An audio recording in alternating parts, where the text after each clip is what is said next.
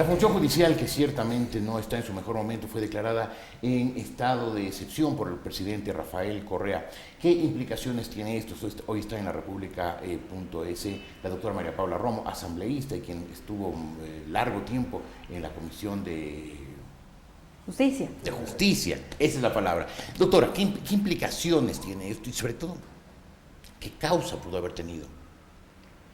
Sí, yo creo que hay que hacer un análisis, gracias Jorge, sobre este tema. La declaratoria de excepción, estado de excepción, es una facultad del presidente de la República y puede tener distintas implicaciones. En la Constitución, artículos 164 y siguientes, se regula el estado de excepción. Primero, habla de las causas. Dice, el estado de excepción se decreta frente a grave conmoción interna, amenaza o agresión externa. Hay una serie de causas que tienen que configurarse para que se justifique el estado de excepción. Ahí hay un primer análisis. ¿Existe una grave conmoción interna en la administración de justicia en el país?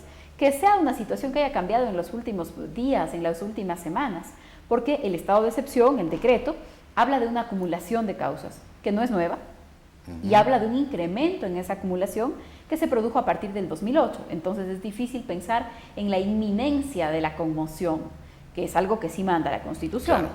Inmediatamente después el artículo dice que para hacer un examen de constitucionalidad el estado de excepción debe ser necesario, debe cumplir un principio de necesidad, de proporcionalidad, razonabilidad, o sea, hay una serie de requisitos. Y ahí es en donde yo creo que está la mejor o el mejor de los análisis que se debe hacer. ¿El estado de excepción era necesario? ¿Para qué?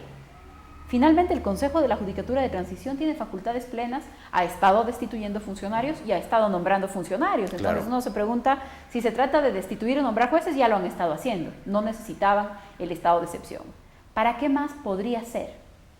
Yo me atrevo a pensar que para ejecutar los 400 millones de dólares adicionales que se han aprobado para estos 18 meses. En un estado de excepción, esa ejecución podría hacerse a través de contrataciones directas y no pasando por la ley de contratación pública. A dedo otra vez, como todos los contratos, o la mayoría de los contratos de este gobierno. Yo creo que ese es el riesgo o probablemente el objetivo del estado de excepción, aunque sí llama la atención, porque el presidente tiene una serie de facultades en estado de excepción, incluso imponer la censura previa en los medios, son las facultades que están en la Constitución, en la Convención Americana, se puede adelantar el cobro de tributos, hay una lista de cosas que puede hacer el presidente, pero el decreto habla sobre todo de una. Se dicta la movilización nacional, exacto. en particular de los funcionarios judiciales. Ahí es en donde yo ya tengo mi mayor sorpresa frente a ese decreto, porque yo habría pensado que se trataba sobre todo del tema del dinero y del presupuesto, pero no se comprende bien qué implicaciones podría tener lo de la movilización. Para usar un adjetivo cauteloso, resulta muy extraña la declaratoria de excepción mientras no logremos comprender qué es exactamente lo que está detrás, sobre todo el tema movilización. Porque si el estado de excepción hubiera dicho, se decreta estado de excepción para hacer un cambio en las partidas presupuestarias que puedan justificar un movimiento de 400 millones de dólares a una partida que no existía, creo que todos lo habríamos comprendido ahí. Pero el decreto termina diciendo, se encarga de su ejecución al Ministerio de Justicia y al Ministerio de Finanzas. Entonces, ahí uno empieza a decir, puede ser más que el presupuesto. ¿Por qué si no? ¿Para qué se le encarga al Ministerio de Justicia? O algunas personas dicen, ¿por qué a los ministerios si tiene que ver con el Consejo de la Judicatura? Pero este es el resultado de la camisa en la que nos hemos metido. ¿Por qué a los ministerios? Porque obviamente el presidente en un decreto no le puede ordenar al Consejo de la Judicatura. O sea, por lo menos en teoría, el presidente no puede hacer un decreto y al final poner y se le ordena y yo le ordeno su cumplimiento a otro poder del Estado. Entonces, claro, corresponde que le ordene a un ministerio, pero finalmente les ordena a dos ministerios una intervención en temas de ejecución de la función judicial. Entonces, terminamos siempre con el enredo que era previsible a partir de este cruce de funciones que permitió la consulta. Claro, o sea, usted, por lo que me está diciendo, tiene claro que no hay en el Ecuador ya división de poderes, que desde el Poder Ejecutivo, es decir, el gobierno, maneja todos los poderes del Estado. No sé si maneja todos los poderes del Estado, hace un rato pero fue cautelosa, deje de serlo un ratito. No, sí, hay que ser cautelosa. Hay que ser cautelosa. Para no en dictadura hay que ser palabras. cautelosos. No, en democracia en democracia todo. también, sí. También, pero sobre todo en dictadura. En dictadura, en las relaciones personales, en todo, porque uno puede ser firme con las ideas sin agredir a las personas. Claro, no le pido que sea agresiva. Y para eso tenemos ya los sábados suficiente agresión. Pero en este caso, por ejemplo, en el caso de la función judicial, Por supuesto que la autonomía es lo que está, no en entredicho, sino aniquilada. Aniquilada. Autorizado por la participación ciudadana y la decisión popular. Ese es el factor adicional que se debe considerar, porque el presidente siempre nos dirá, el país me autorizó o el pueblo me autorizó. Entonces creo que con esa salvedad, que tampoco resuelve nada, porque el resultado final es el mismo, el Poder Ejecutivo teniendo injerencia sobre la justicia. Lo que corresponde ahora es tener una firme vigilancia sobre los resultados de esa consulta, porque la consulta fue hace 5 meses y el presidente nos dijo que se iba a acabar la inseguridad y que se iban a resolver los asuntos de la justicia. Y el ingeniero Paulo Rodríguez dice, necesitamos la declaratoria de emergencia porque nos van a faltar los 18 meses. Entonces uno empieza a preguntarse si hubo un cronograma. Antes de ir a la consulta, ¿había una idea de lo que se quería hacer con la función judicial? Porque los 18 meses los propuso el presidente, entonces claro, el que debe haber analizado si era tiempo suficiente era el presidente de la República. Él podía haber puesto no 18 meses, sino 40, pero la decisión sobre el tiempo tenía que estar vinculada a un plan. Claro. Entonces no hubo plan, no hubo cronograma. ¿Para qué fue la consulta?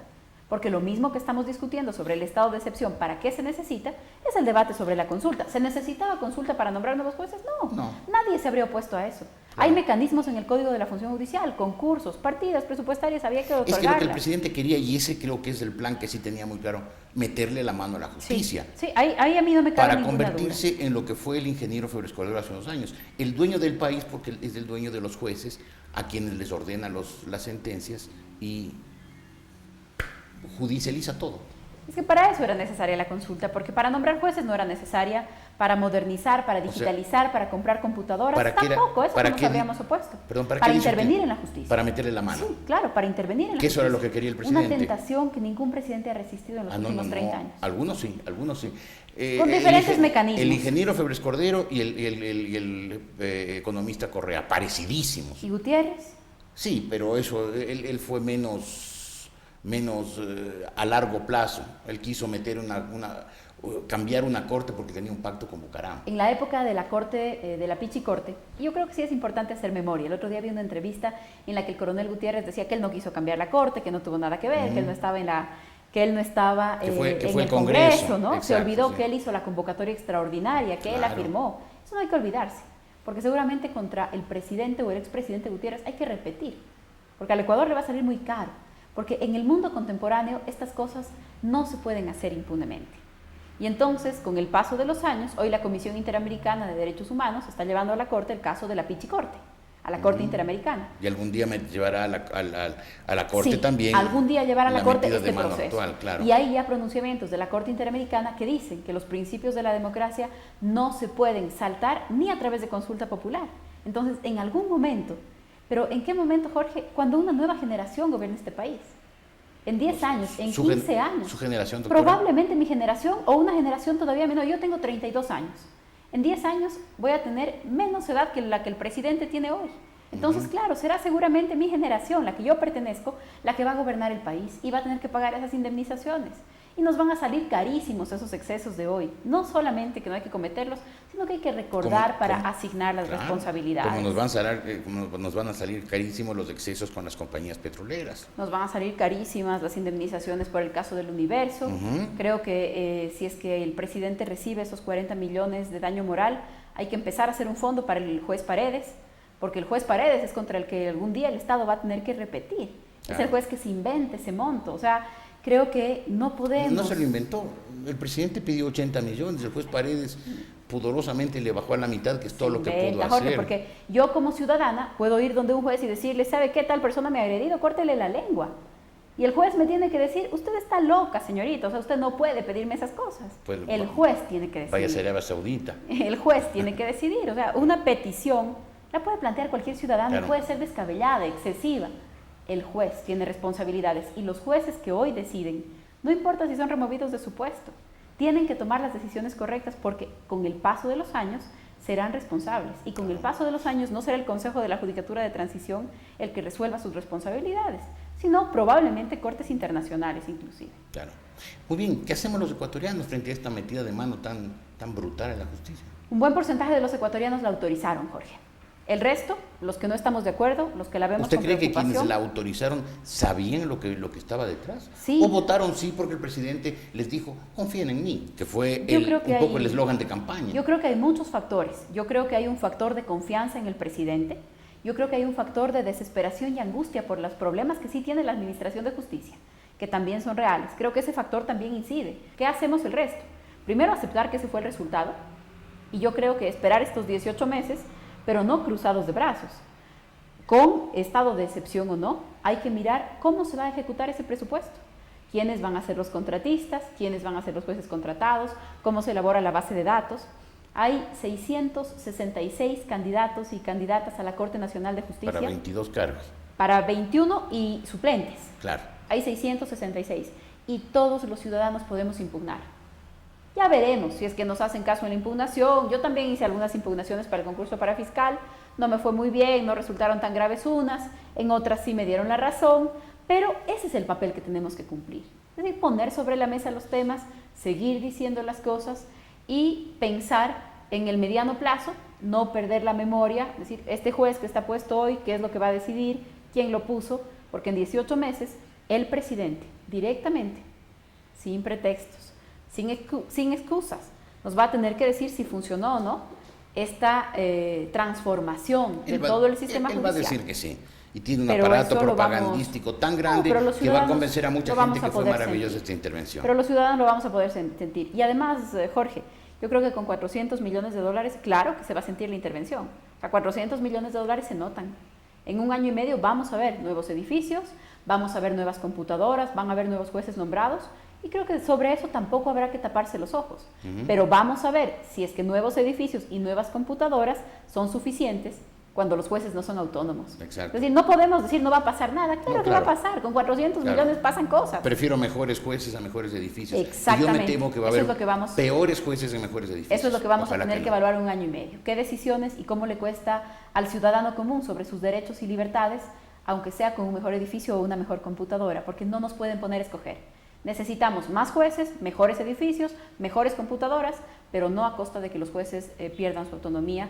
No digo que la hayan tenido mucho, pero si vamos a hacer una reforma o una transformación, eso es parte de lo que hay que conquistar, no solo los edificios. Claro, que las sentencias se dicten en derecho y no se dicten en política. Así es. Y que se dicten en las Cortes de Justicia, no en la Presidencia de la República. Jorge, y además esa es una garantía también para los políticos, porque si hoy hay un juez que permite que yo lo presione para dictar una sentencia o para salvarme, cuando yo mañana me vaya de la política, ese juez se va a dejar presionar del que viene mañana para dictar una sentencia contra mí. Quizás sus ex compañeros de Alianza País no han pensado en eso. Que el eso poder algún día se les acabará. Y esta estructura de opresión a la oposición que están causando, algún día se les revertirá contra ellos. Y por eso hay que escoger buenos jueces, incluso como una garantía para los políticos. Exacto. No solamente en la generosidad hacia los ciudadanos, como una garantía para los políticos. Como una garantía para los políticos, porque lo único, claro, si es que uno no ha hecho nada malo, lo único que va a garantizar que no esté perseguido, que no sea víctima del sistema de administración de justicia, es que ese juez no se deje presionar del próximo poder. Claro. Y eso significa que hoy no se deja presionar de nosotros. Doctora, muchas gracias por haber estado hoy con nosotros. Muy buenos días. Gracias. La doctora María Paula Romo, una experta en temas judiciales, en temas en general de la ley, hoy en la República Potosí.